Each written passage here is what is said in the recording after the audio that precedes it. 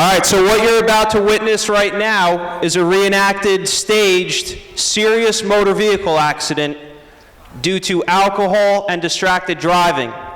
Now, Mia was trying to do the right thing and be the designated driver, but she was violating her probationary license restrictions, and she also looked down to receive a text message that one of her friends passed her phone.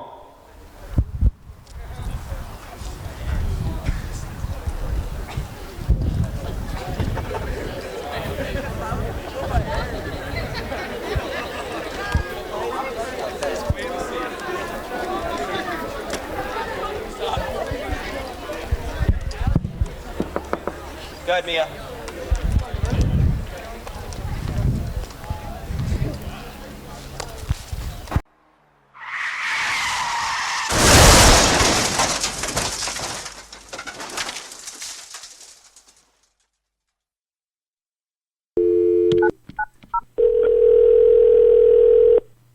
What's the address of your emergency? There's been an accident. Whereabouts are you? There's been an accident. I'm on the road. I'm on intersection of Plainfield and Mountain. Plainfield and Mountain? Okay, what's the phone number you're calling me from? I'm calling from my cell phone. I'm calling from 908-967-819. It's my cell phone number. There's been an accident. I think someone's hurt. Okay, how many cars are involved? It's my car and another car. I hit another car. You hit another car? Yes. Okay. Is anybody hurt? I don't know. There's nobody moving. There's some people. They're not moving. I think I heard someone. I can't do this. I'm sorry. There's an accident. Please send an ambulance. Okay. Everybody is on their way as we're talking. Okay. I just need to get some more information from you. Is anybody trapped inside the vehicle? I think there might be somebody trapped. You think there's somebody trapped? Yeah. Okay. Is anything on fire? Do you see any smoke or fire? No, there's no smoke or fire. No. Okay, was anybody thrown from the vehicle? No, it doesn't look. No, nobody's been thrown. Please send an ambulance soon, please. Everybody is on the way. Okay, they should be there very shortly. Okay. Okay. What I need you to do is tell everybody to stay still and don't move around unnecessarily. Okay. Okay. All right. If you see any smoke or fire, I need you to call me back immediately. Okay, I will. Thank you. Okay. Everybody's on their way over to you. Okay.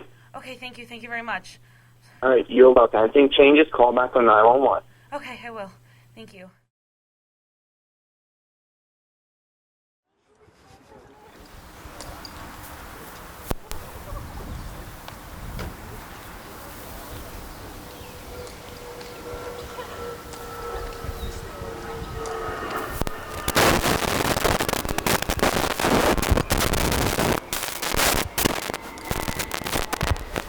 Pay attention to the response times, guys. This isn't Hollywood. No one responds simultaneously.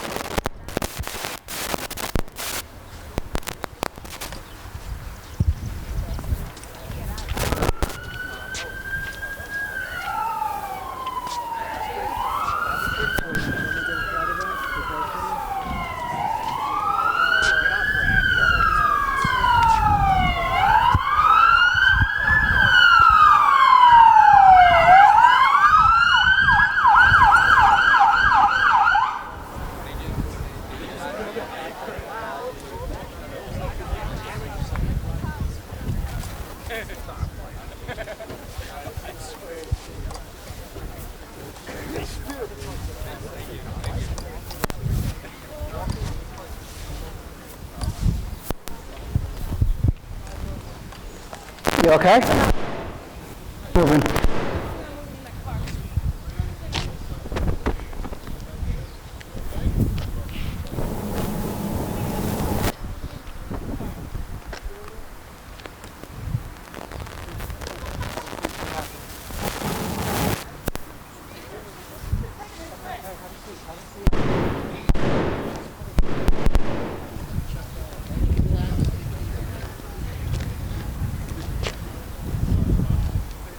Right now, the officers are assessing the situation. They're seeing what's needed further, whether it be the fire department or EMS.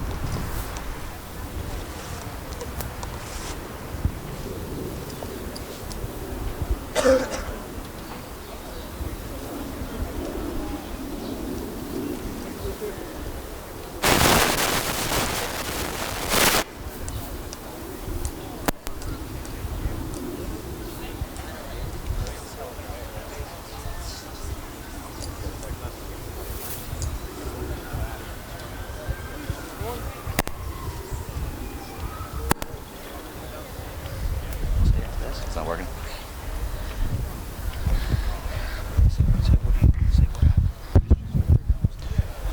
What happened? Explain to me what happened. I looked down for just a second. I swear it was just a second, and I ran through a red light. I'm sorry, it was just a second. I'm sorry. I looked down at my phone. It was just for a second. Your cell phone? Yeah. Seatbelt? Yeah, I was wearing my seatbelt.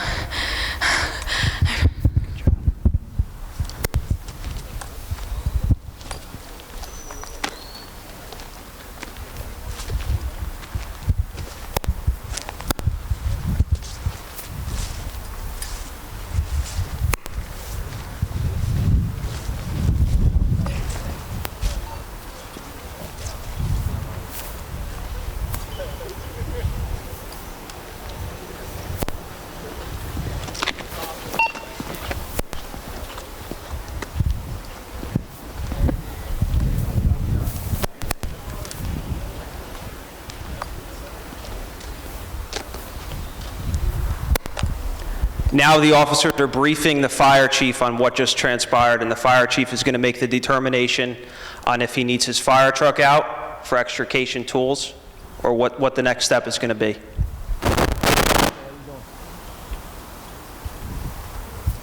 Ma'am, how are you doing?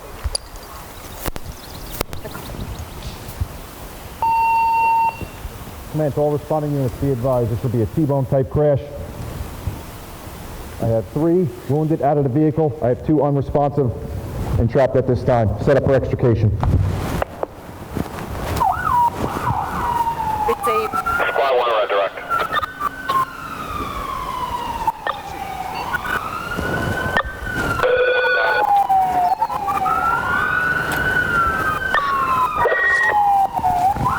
Second for pulse.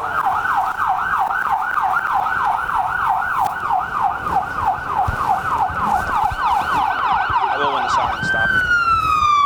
How much time has transpired?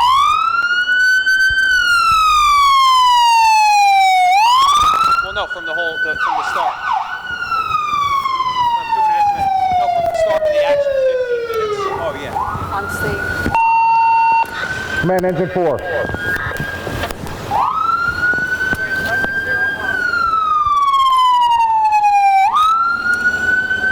Squad 1 answer.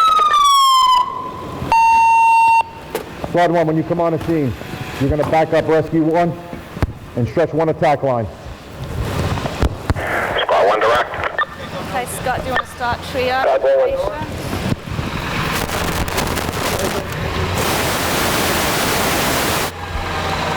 So we're at about 15 minutes since this accident started. These 2 people are gasping for breath and trying to hang on to life in the furthest car away from us. This is how long it takes typically, if not longer, for emergency personnel to arrive on scene of a serious accident.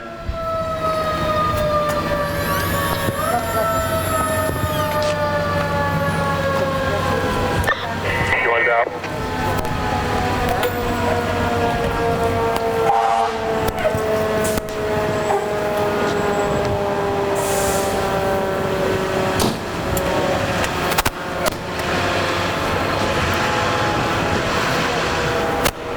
Scott, how many patients do we have?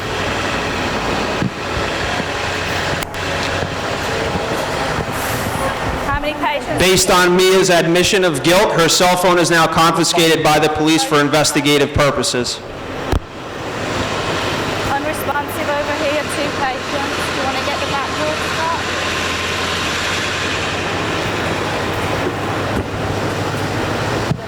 Back here.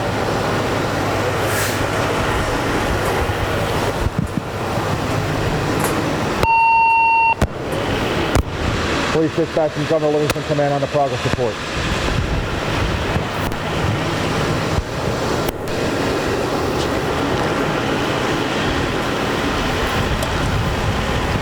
Here's your progress report. Dispatch, be advised, this will be a 2-car MVA. I have 3 wounded in 1 vehicle out. Got the head. I have 2 in another vehicle unresponsive at this time. Notify Atlantic Air 1, put them in the air, have them respond on in. This is only a drill.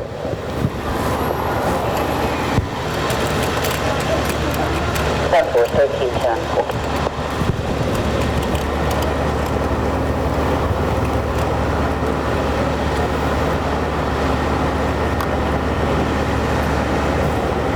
I want to switch the stretcher around because it's going to be pulled out from head first. So I want the head nearer the...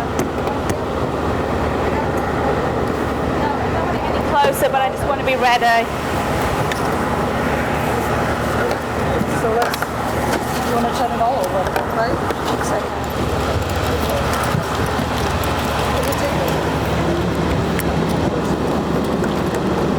I've got a foot one. You need a middle.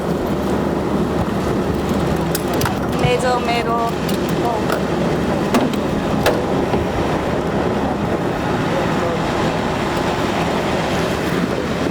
Atlantic Air 1, this side. Good. Estimated time of arrival, about 25 after.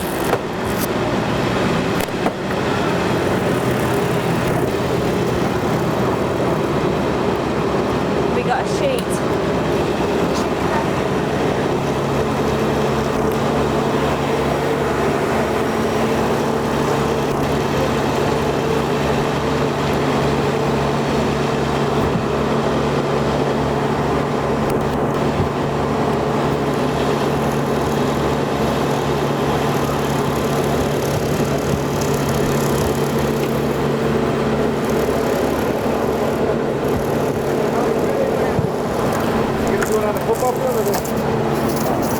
Far in.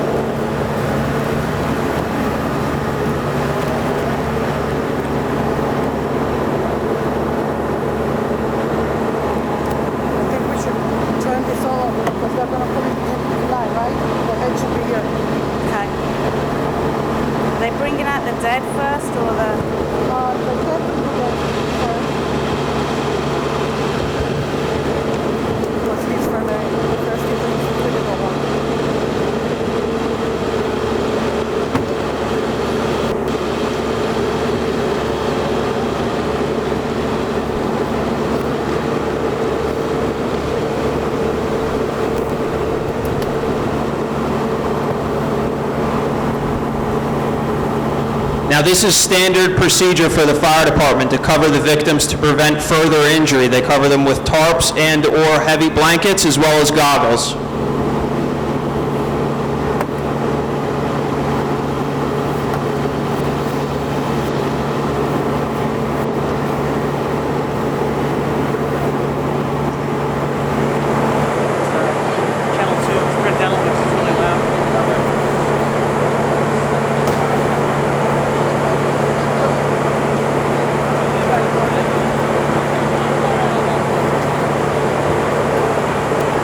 Give me an update on both occupants.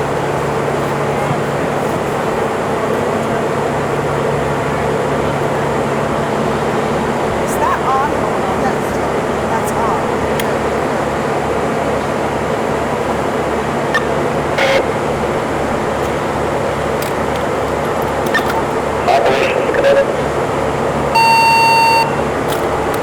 Operations, ready for now.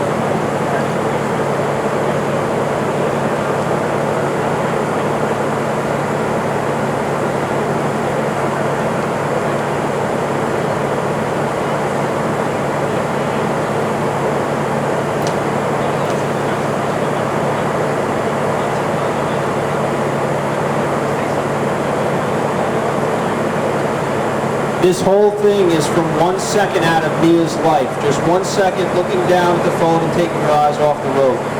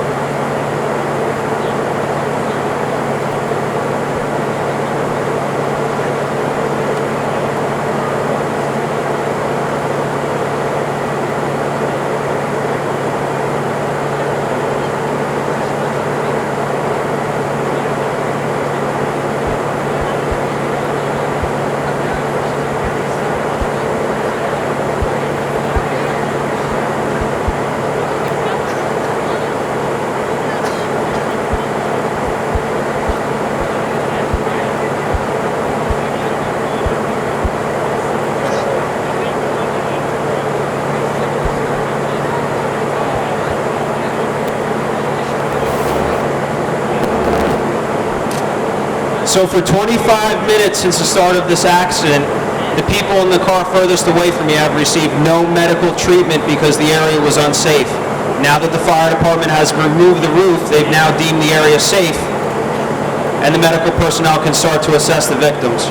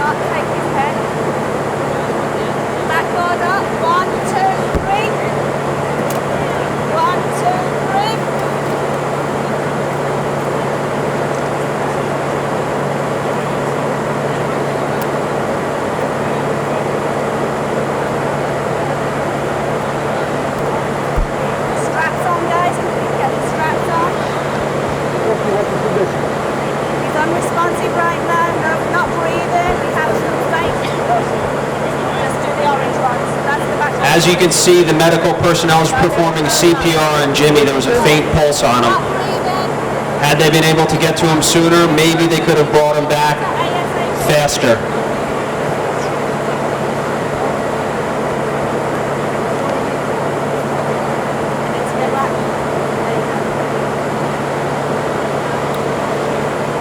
Raise the bottom of the stretcher with the plus button.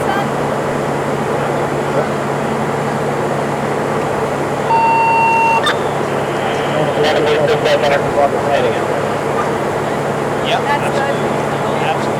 Okay. Estimated time of arrival for the helicopter? Correct, ma'am. Let's pull him out. The driver is complete. Unresponsive at this time. CPR in progress. Moving to arrival. 11:01.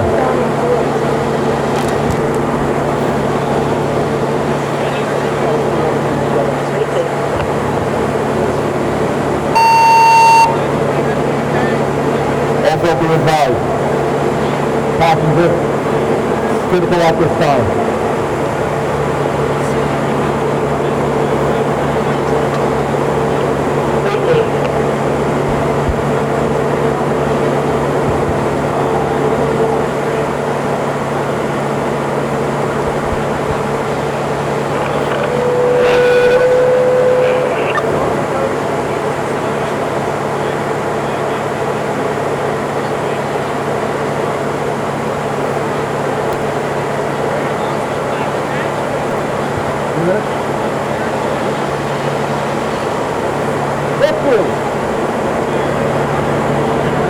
Medical personnel seen that it was important that Jimmy get medevac from the scene because his pulse is so faint. So they've called in Atlantic ambulance helicopter to assist in the transport.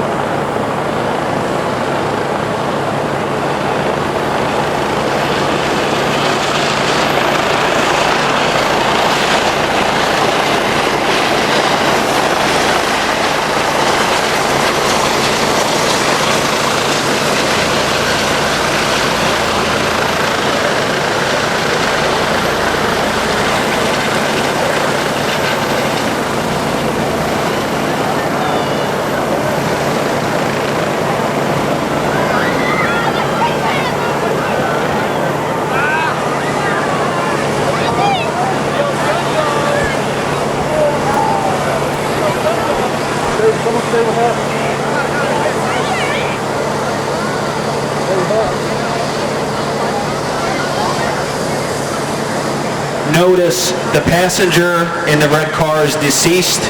The medical personnel is no longer working on them because there's no point. She's gone.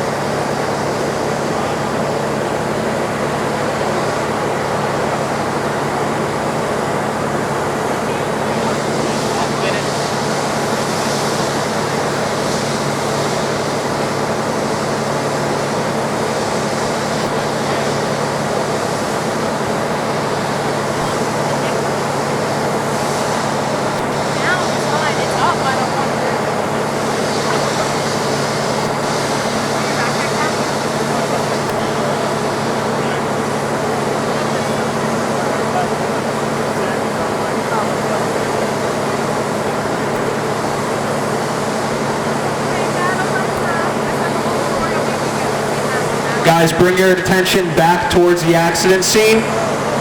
So the officer on scene made the determination that she's going to be placed under arrest for vehicular homicide, being that there already is a deceased person, as well as numerous motor vehicle violations.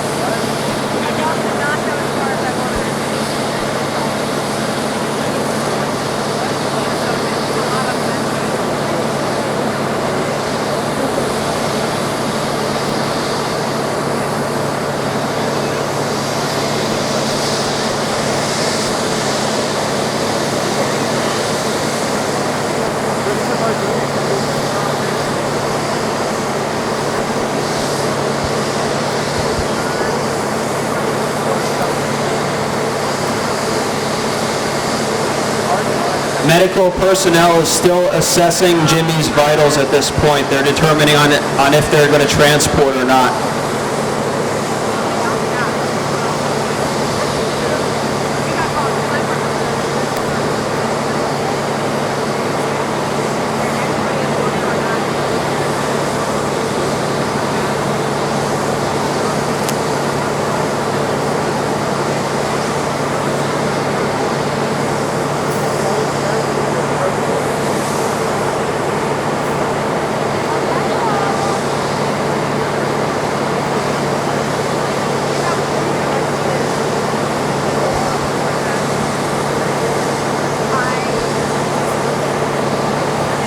Medical personnel just determined that Jimmy has died. He's deceased. They're not going to transport him right now. Private arrangements are going to be made from the family's funeral home of their choosing.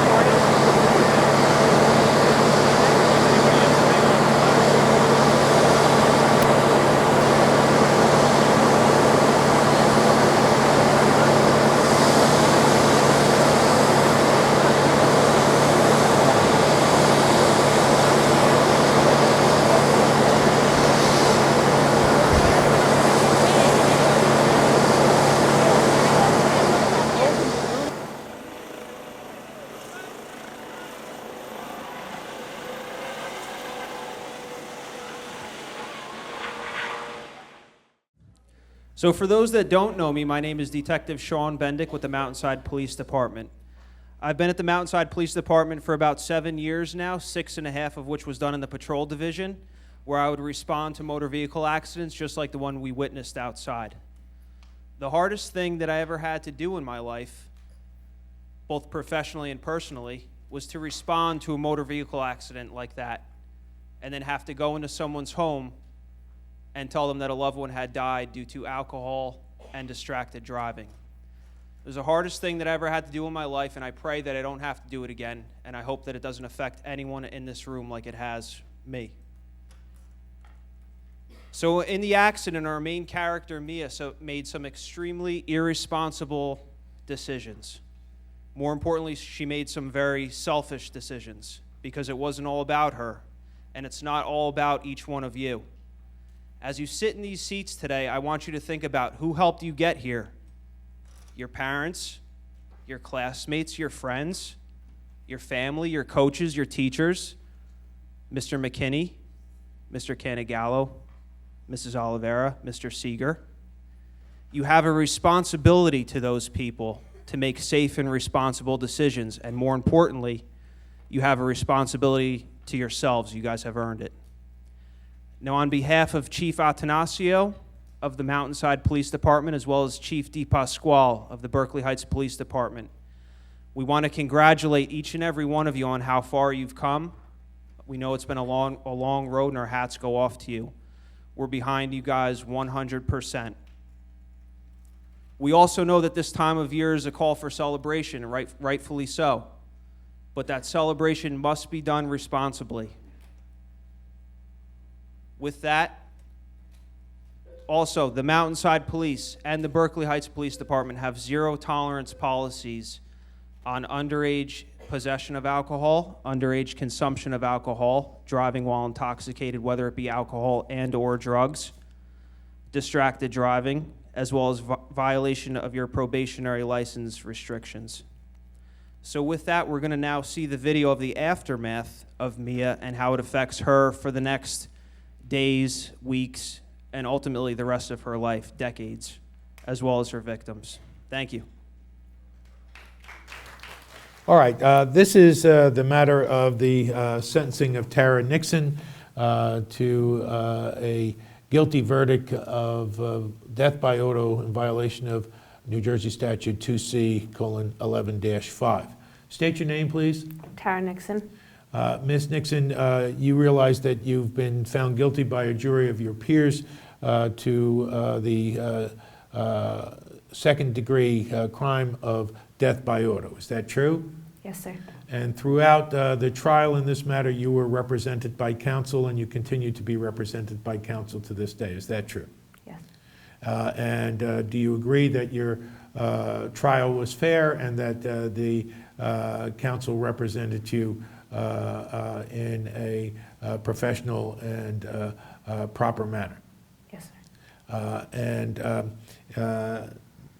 Do you understand that you were found guilty that on May 1, 2015, you were operating a motor vehicle, and at the time that you operated that motor vehicle, you were also using a handheld wireless telephone and you were texting? Is that true? Yes. As a result of that, you became involved in an auto accident, and 2 people in the other vehicle were both killed. Is that true? Yes, sir. All right, and I have heard the position of the state in terms of its recommendations and requests for a sentence in this matter. I have also heard from the defense, both as to the request by counsel and also various witnesses who have either sent letters or testified as to the good citizenship of this particular defendant and requesting leniency in the settlement, in the sentencing phase. Do you have anything to say before I proceed with the sentence? No, sir. All right. This is, death by auto is a form of reckless homicide. And basically, It's akin to being intoxicated and driving a vehicle. In this particular situation, it was using a handheld wireless phone and being involved in the accident that ultimately caused the death of the two individuals. Now, it's a second-degree crime, and as such, it can have a sentencing of 5 to 10 years in jail, and it has a absolute minimum of 3 years that must be spent in jail before the person would be eligible for parole. And there is a sliding scale of 1/3 to 1/2 the minimum if it's the 5 to 10 year range. There also is, the person is subject to a fine of up to $150,000, and the person's driver's license must be suspended for a minimum of 5 years, but it can be 5 years to life. The person must also surrender all motor vehicles that the defendant has, unless the family comes forward and shows that the motor vehicles would, the lack of the motor vehicles in the family would be a severe hardship to the family. Now, I have reviewed the facts in this case, and I have heard from the state, and I have heard from the defense. Is there anything you wish to add before I impose sentence? No, sir. All right. I find that you have caused the death of 2 people by use of a handheld wireless phone. I've looked at some of the testimony, and it turns out that you were with some of your friends in a car, and they had, in fact, been drinking. You weren't. You were the designated driver, so you were doing the right thing at that point. But somehow the cell phone got into your hands. They were in the car, I guess, having a jovial time, and you were texting. And as a result, you were not paying attention to the road, and you went through a red light, hit another car, and 2 of the people that were in that car both suffered fatal injuries as a result. This type of conduct should not be condoned. I know you're a young woman just starting your life, but there were 2 lives that you ended because of your not thinking and not acting properly. I don't think the maximum penalties are in order, but I also think the minimums are not in order either. So I am hereby sentencing you to 8 years with in state's prison, with a minimum of 3.5 years before you can be eligible for parole. I am also imposing a fine of $75,000 plus standard assessments and court costs. I am also revoking your driver's license for a period of 10 years. And I am requiring that before you can have your license reinstated, that you must pass a certain counseling programs and so on from a state-certified counseling service or medical provider that you are capable of driving, and that there is a recommendation that you have learned by these mistakes. I won't impose the surrender of your family's vehicles, because it's been demonstrated that it would be a severe hardship to your mother and father, but any vehicle that was used or owned or registered by you shall be surrendered to the state. That concludes the sentencing in this matter. The officer will take you to central booking and proceed, and I hope you've learned your lesson. I hope others will learn their lesson by knowing of this, and I hope that someday you'll be able to put your life back in order. Thank you, sir.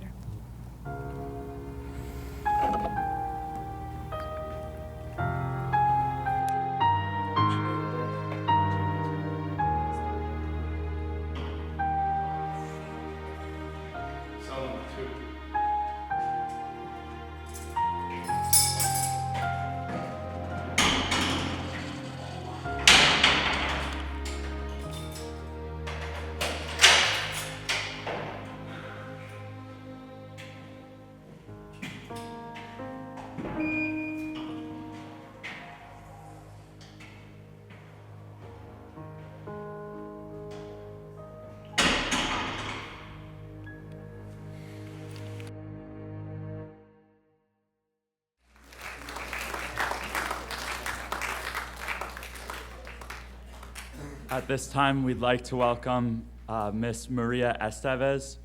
She is a member of the Union County Prosecutor's Office as a victim witness advocate. She's also, unfortunately, the mother of a child who was killed by a drunk driver, and she has since become a volunteer for the MADD group, which is Mothers Against Drunk Driving.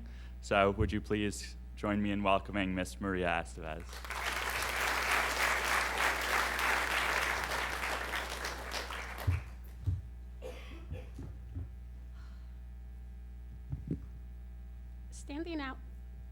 Standing outside and looking at all the events that took place this afternoon, it brought me back memories of a day that you weren't even born.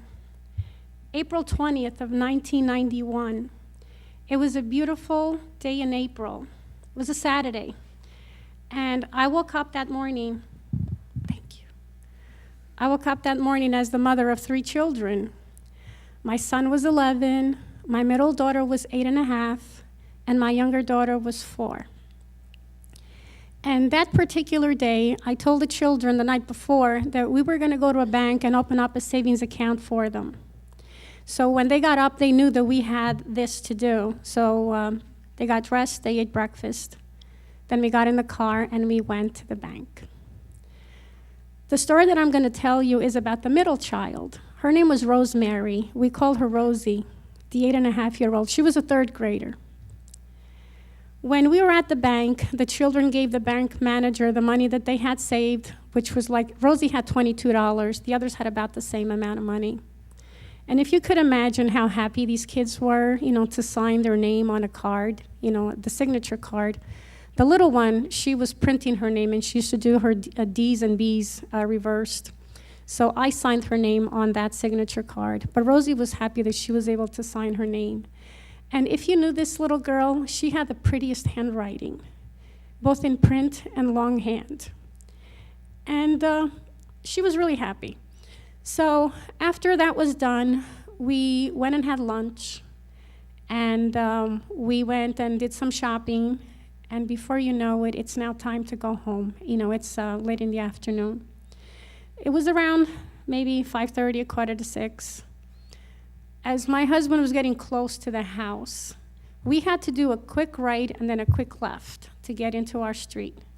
And as he was getting close to it, he said to me, "Is there any place you forgot to go?" And I was tired, so I said, "No, let's go home." And you have no idea how I regret saying that. I wish I had said to him, just keep going. Just keep going, don't go home. So we went home. Home was boring. We rented an apartment on the 2nd floor of a 3-story building that had 6 families in it. And right above me on the 3rd floor, right above my apartment, I have a cousin who had 3 children of her own, 2 girls and a boy. The girls were ages 12, 10, and the little boy was 2. My son asked me if he could stay outside and play in the sidewalk with his friends, because you have to imagine it's a building and sidewalk. Not much of a backyard, so I let him stay outside and play in the sidewalk with his friends. The little one was asleep, so I took her upstairs and put her in the couch, and Rosemary asked me if she can go play with her cousins upstairs. So I said yes. She came down and she says, "Mommy, they're going to the store with their grandfather. Can I go with them?" And I said yes.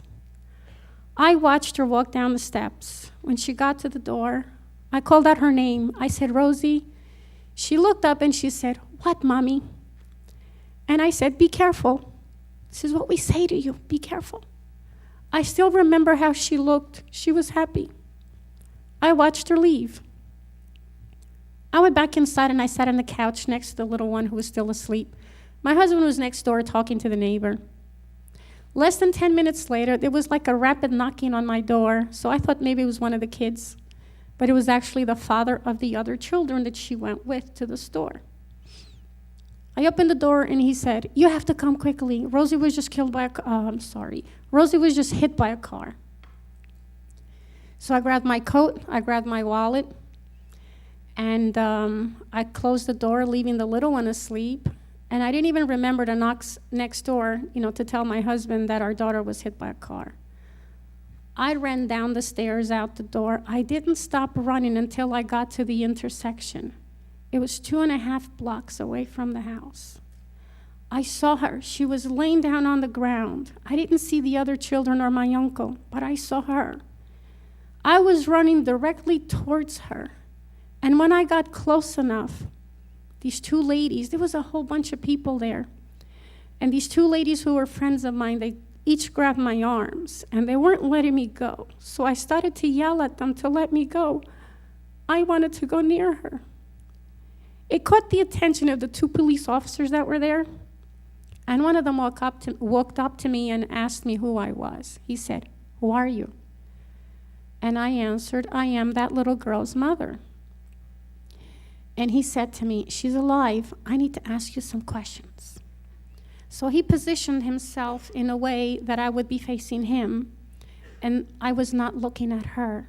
And I answered all his questions.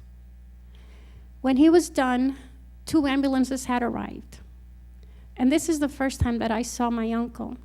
When I got there, I didn't see him, but he was directly across the street from her, also laying down on the ground. The ambulances arrived, and my uncle is now in the stretcher, and he's about to be placed in the ambulance.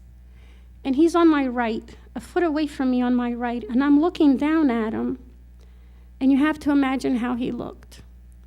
His eyes were opened. He was blinking them very rapidly. His lips were moving like he wanted to say something, but no sound was coming out of his mouth. He was bleeding. His whole face was covered in blood. He was now placed in the first ambulance, and they went away. While I was there, I remembered somebody mention a word that I did not know what it meant: fixed and dilated. I didn't learn what that meant until later.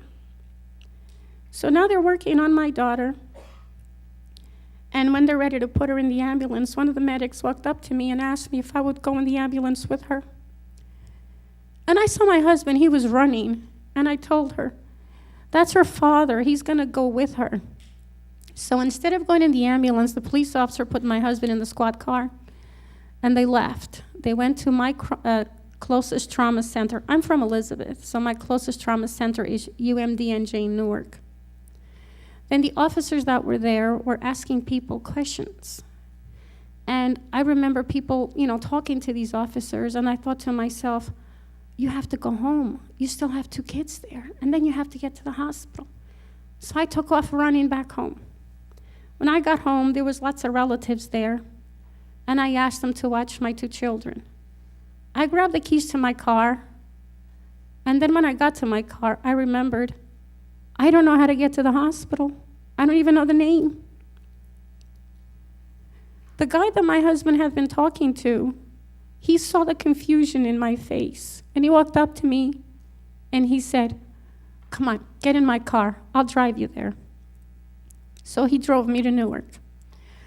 Once we parked, we walked through the emergency room doors, and he told the nurse who I was, and the nurse asked me to follow her. So I followed her, and she took me to meet my husband. My husband was looking through a window. He was facing like this, and his hands were up on the glass. And when I got close to him, I also looked through that window, and inside was our daughter. And there was a whole bunch of doctors and nurses working on her. When they saw that I was there, 3 of them came out of that room. And I asked, "How's my daughter?" And she responded, "She's a very sick little girl." So I asked again, "But how's my Rosie?" And she asked me, "Are you folks religious?" And I said, "Yes, we're Catholic." And then she said, "I suggested you call your family priest." And without even thinking that that meant something was really bad, I asked her a 3rd time, "But how's my daughter?" And then she said, "I am so sorry, but your little girl is going to die." They knew. They already knew. But they were still working on her. My daughter needed blood. She had lost a lot of blood. And she and I had the same type, so I said, "You could take it right from me." And they said, "No. You just needed to sign all these papers." So we signed everything. and they were taking care of her. At 11 o'clock that night, the priest showed up, and I don't even know how he knew because I didn't get a hold of him. I called, but nobody picked up the phone. But he found out. My daughter was in a room with all these doctors, and I was allowed to be with her. And they pronounced her brain dead. Everybody had nice words to say to me, words of comfort. They would say, have faith. She's going to be okay, have faith. I did, I had faith. She was only 8.5. She hadn't done anything wrong yet. So I wanted God to let her live. So I asked God if he could take my life in exchange for hers. I was 32. I had already experienced life. She was beginning to live. I asked the nurse about my uncle, and the nurse said, he had a heart attack in the ambulance and he died. So he was dead on arrival. So my cousin and her family were already grieving for their father. My daughter was now placed in a room, and she couldn't breathe on her own. Did you see out there when they had that bag that they were bagging? She had been packed also. But now she was in a room, and she was hooked up to all kinds of machines, including a respirator because she couldn't breathe on her own. If you touched her, she was really cold. Her body was really cold. But she looked so peaceful. She looked like she was asleep. Her eyes were closed, and her eyelids were black. She had been bleeding from her mouth, her nose, and her ears. Even though the nurses washed her face, there's still a little bit left. She was also bleeding from her left temple because there was a piece of flesh missing from her left temple. And I didn't know, but she was also bleeding from the back of her head. She had 2 hairline fractures to the back of her skull. Throughout the night, we talked with her. We told her to wake up. We wanted her to come home. It didn't matter if it was in a week or a month, but we wanted her to come home. The doctor had told us once she was pronounced brain dead that we had to wait 6 hours. Then he'd come back and make another test. He came back, it was like 5 o'clock Sunday morning the next day. He did his test, and he shook his head, and he said, she's not coming back. And then he asked us permission if we could disconnect the respirator. And I told him that throughout the night I tickled the bottom of her right foot, and that I saw one of her toes move. He then sat down and explained to us that Rosie was not coming back, and how her organs were shutting down, and that she would die. She couldn't be saved. Once we understood that, we said, okay. And that was really hard to do, was to say, okay. Then he asked us to go to this other room, so we followed his direction, so we didn't see her die. When we came back, it was like less than 15 minutes later into her room, the room was really quiet. She wasn't hooked up to any machine anymore. The nurses had wrapped her up in a white sheet. The only part of her that was visible was her face. She looked like she was inside of a white calla lily. Then I took out my wallet, because I had pictures in there, and I showed the nurses and the doctor that was in the room. And then I asked one of the nurses if I could borrow her scissors. She let me borrow them, and you have to imagine, my daughter had very long hair. In her lifetime, I only cut it 3 times, but it just kept growing. She had beautiful, long brown hair. So I cut a lock of her hair. I wanted to bring something home with me. Then we were told that maybe the medical examiner wouldn't do an autopsy because she was hit by a car. But months later, I found out that at 11 o'clock, the autopsy was done. Found out the time. We had to leave her in the hospital. We couldn't bring her home. When we left the hospital, it was raining. I remember my husband saying, The angels are crying because Rosie died. And then he said, I can't bury her. I want to keep her home, but I want to keep her in a glass case, but I can't bury her. And you probably could understand why a father would say that about his child, because he loved her. He didn't want to give her up. It's really funny. Right after he said that, I remembered something she said to me 2 days before she was hit by a car. He was working late that night, and I was watching TV with the kids. And we were watching this specific movie. You probably haven't watched it because it's older than you are, but if you ever see it, you'll remember this story. The movie is called Ghost. Patrick Swayze and Demi Moore were the actor and actress in that movie. Sam, the character, had been robbed of his wallet and he was shot and killed, but his spirit stayed behind. The particular scene in this movie where Rosie said something to me was when Sam was walking behind his girlfriend in their apartment, and they had a cat. She turned around and she says, Sam, and he was right in front of her now, but she couldn't see him because he was a ghost. It was right after that scene that Rosie said this to me. Mommy, if I die, will Harry be afraid of me? Harry was our cat. I said, no, you're a little kid and you're gonna grow up to be an old lady. And then she said, but if I die, don't put me in the ground because I'm scared. Put me in a little house with all my toys so I could come back to play with them. I really had no idea what that meant. But when I told my husband that this is what she said, he knew. He said, we're gonna go look for a mausoleum. We're not gonna put her in the ground. So first, when we left the hospital, we drove to the intersection. The police tape was there on the ground. There was markings on the street, where the bodies had fallen. And we found a couple of her personal things. When she was hit by the car, her earrings came out of her ears. And they were gold. And he found one of them. It was right there on the street. And I couldn't understand why nobody saw that. There was a gold earring on the street. Well, today I could tell you that it was meant for him to find it. He picked it up, he put it in his wallet, and keeps it in that wallet. He still has the same wallet. I picked up the gum, the sticks of gum that she had not finished chewing. She used to love the juicy fruit, the yellow, because they were sweet. So I picked those up.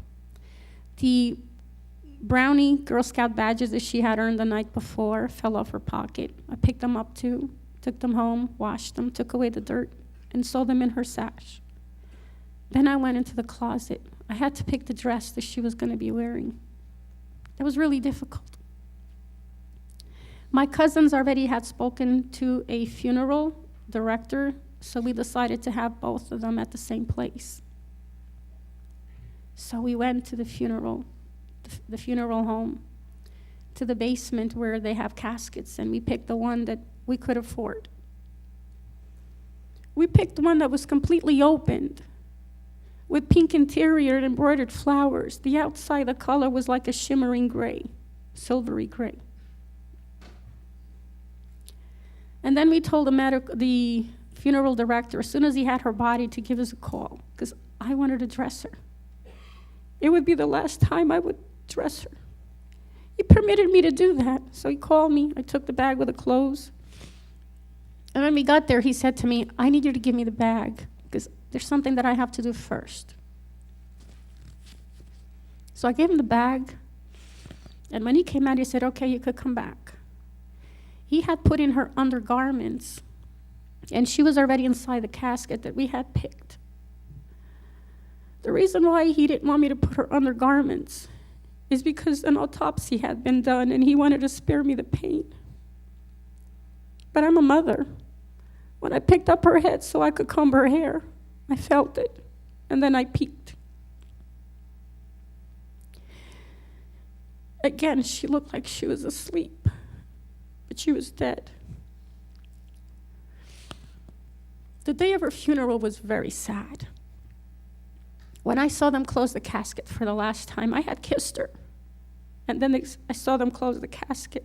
At that moment, I said, God, please take me. I can't breathe anymore. I want to die.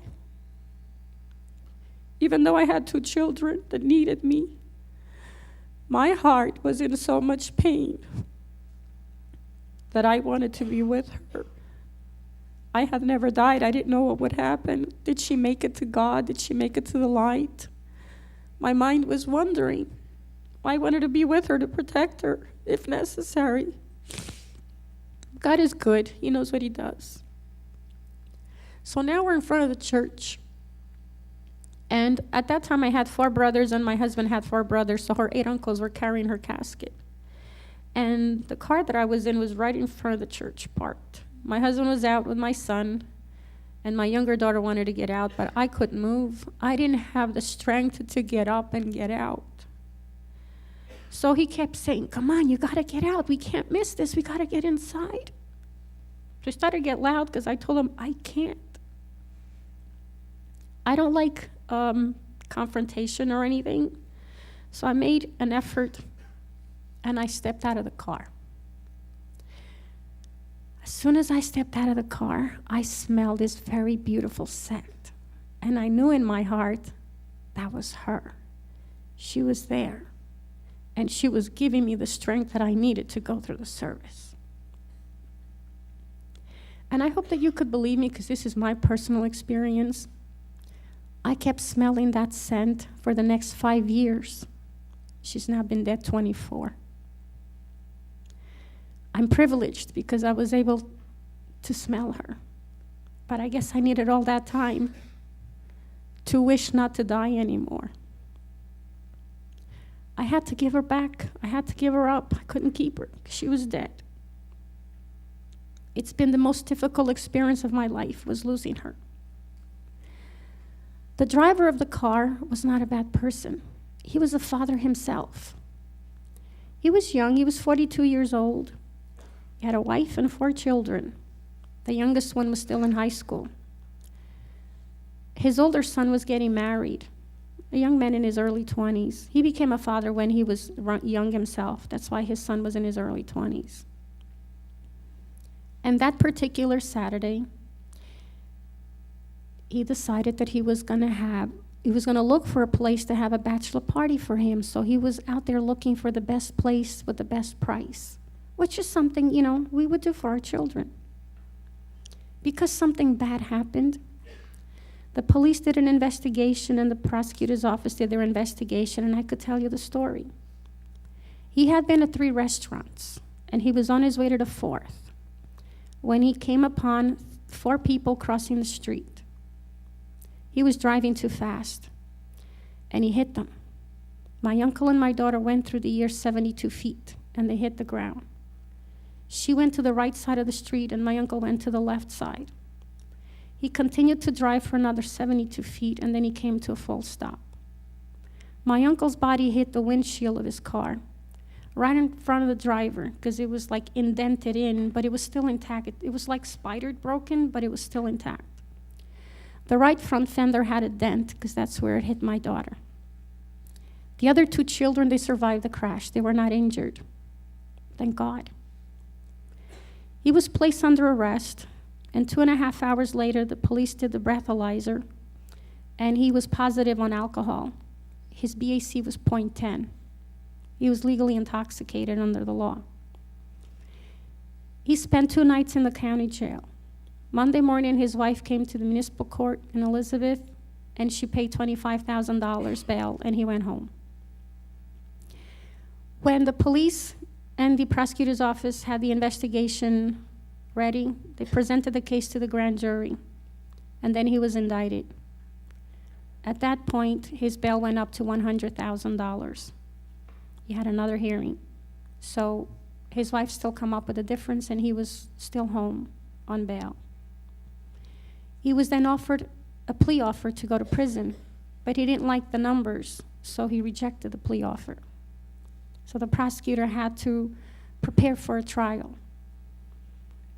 It took 2 years to bring this case to trial, which is normal time. So the month of April of 1993, we're in trial. 1 week. He was found guilty. That day, the judge revoked his bail and ordered him incarcerated in the county jail. And then he set the sentencing date. I wrote a letter to the judge, and I asked him to put him in prison for 8 years, because that's how old my Rosie was.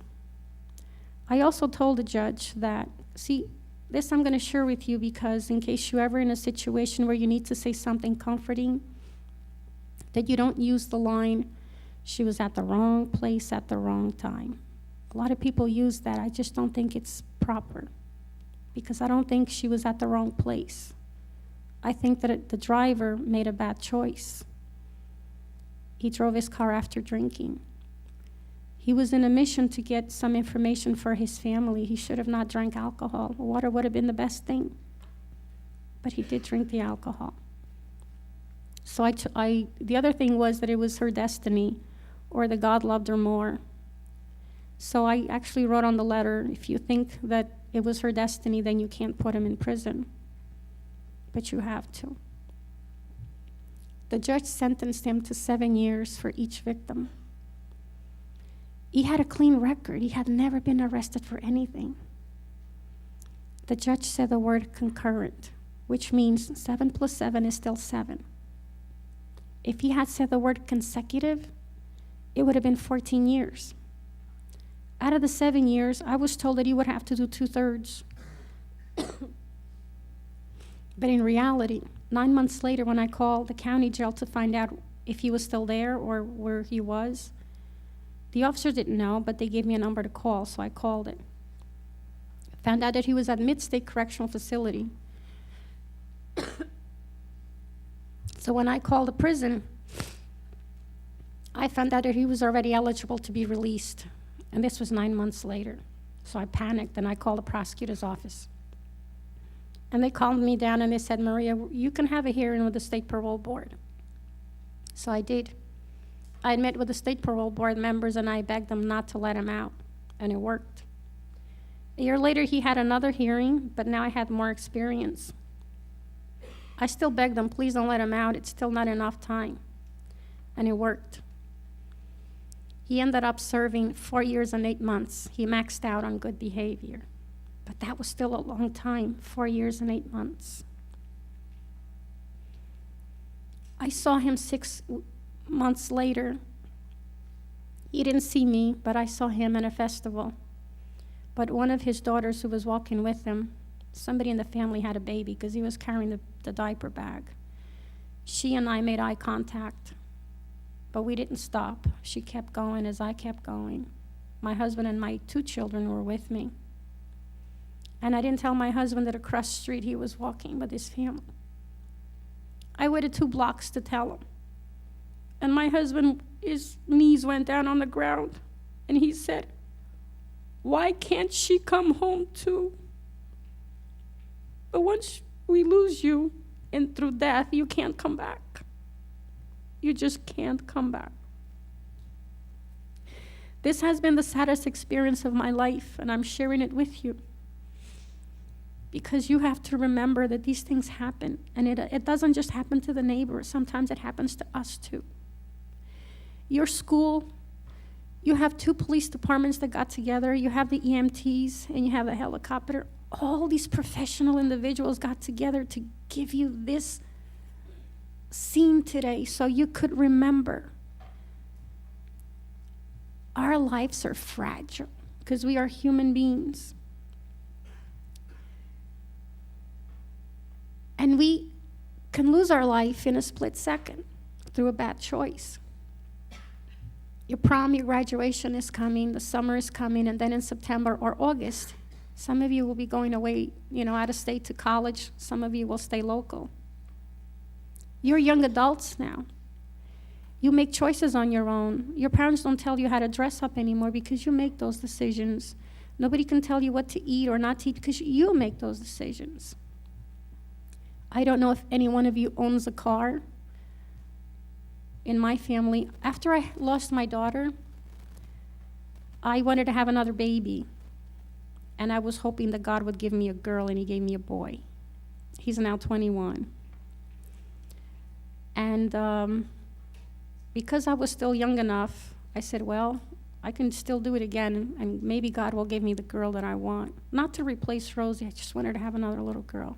He gave me another boy. He's now 18. So then I said, okay, I got the hint.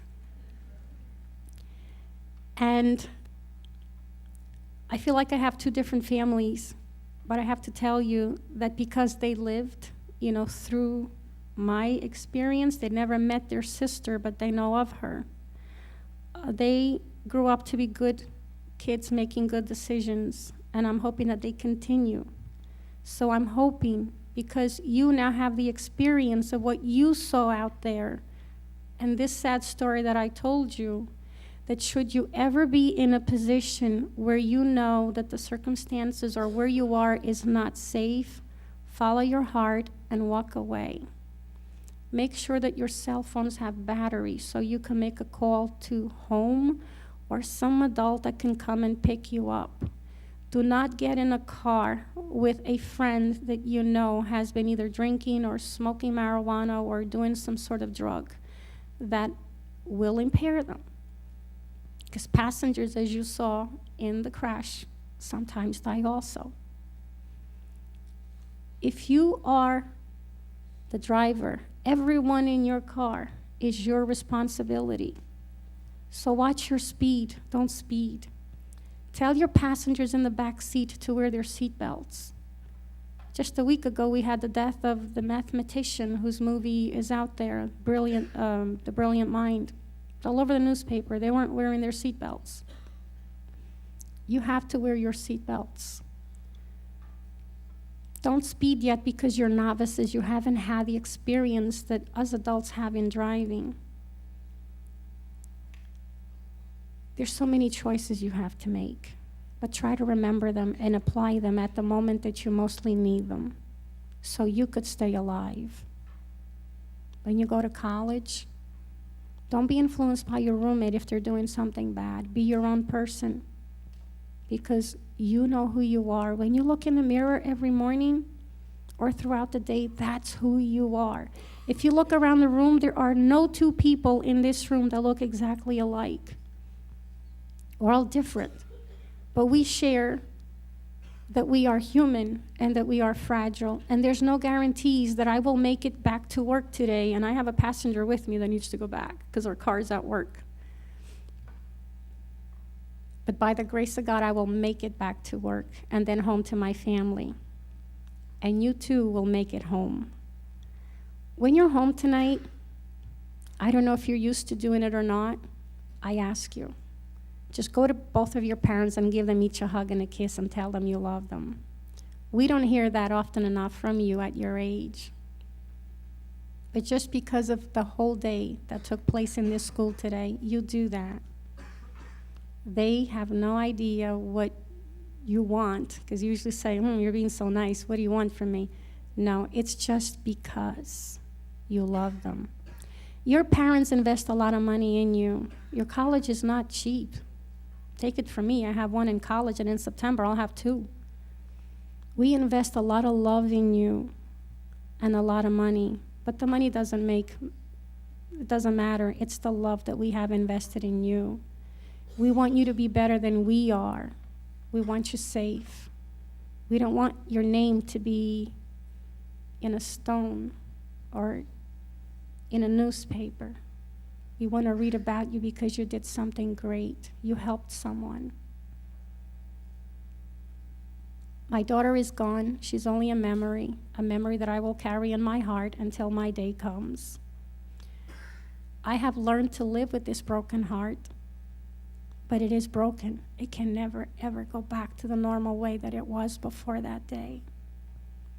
And I share this story so you know that it does happen, and I am a mother who lost a child. So please listen to your teachers, listen to your parents, and follow your heart as well. And have a wonderful life. Thank you.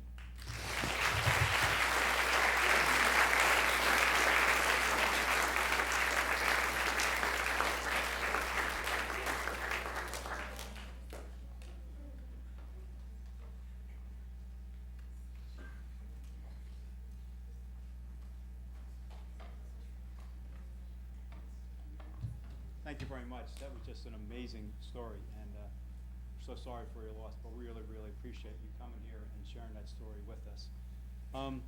Young men and young women, you learned a lot this afternoon. So eventually could take place, right? Texting and driving. It can happen, and it does happen all the time. This coming weekend, you're going to have a great time. You've got your prom coming up. It's going to be one of the best weekends of your life. Make it a happy weekend. And remember what I shared with you going back a couple months ago when I talked about what takes place at these venues, specifically the Jersey Shore, the Poconos. Keep in mind that because of all these disasters that we've had in the state of New Jersey, there's a lot of communities that are looking for money. And one of the ways they get some revenue is to enforce township ordinances. Because township ordinance fees go directly to the municipality. So they're going to be out there. They're going to want to keep their community safe. They're going to want to keep their citizens safe and give a quality life to everybody. So you're going down there as a visitor, as a guest. Keep an eye out for each other. Watch out for each other, but be aware of the fact that the law enforcement sensitivity to keeping those quality of life issues are going to be there. They're going to be looking at you. So just be careful. So I just right now I want to introduce Killian, and Sean and Courtney. Killian and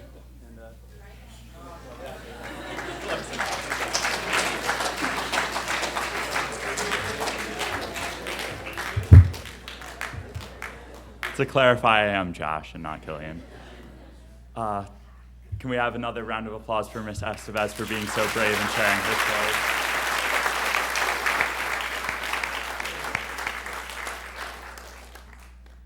And we just have a few more people to thank. So first of all, the Berkeley Heights and Mountainside Police Departments.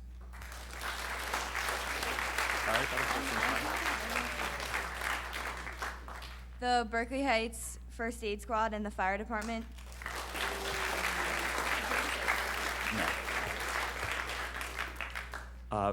Our Superintendent, Mrs. Ratner.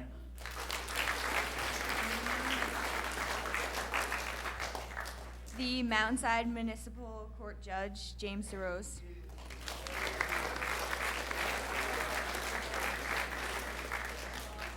Our Atlantic Ambulance Helicopter.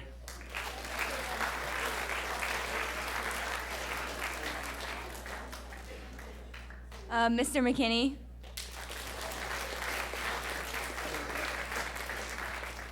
Our fellow Trend Executive Board members and Mr. Seeger.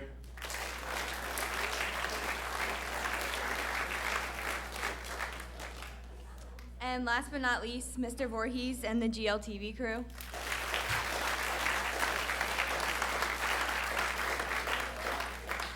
And the final message from everyone involved to all of you and us included is just enjoy the prom and graduation and make sure you guys are being safe and looking out for each other. Thanks.